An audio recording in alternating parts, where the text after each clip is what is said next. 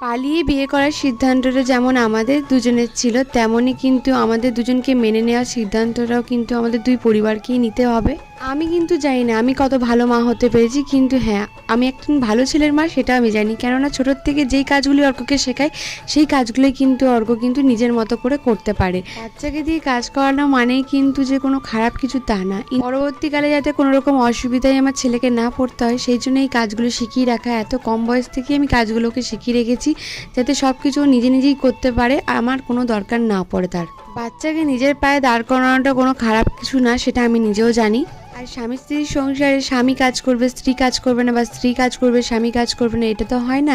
যেহেতু সংসারটা দুজনেরই, তাই আমরা দুজন মিলেই কাজগুলো করি। আর আমার স্বামী কিন্তু সংসারের সব কাজে আমার হাতে হাত লাগিয়ে সাহায্য করে। আর এই জিনিসটা দেখেই অর্ক অনেকটা নিজের পায়ে দাঁড়িয়ে গেছে বলতে পারো। আর এই কাজগুলো কিন্তু তারা ভালোবাসা দিয়েই করে।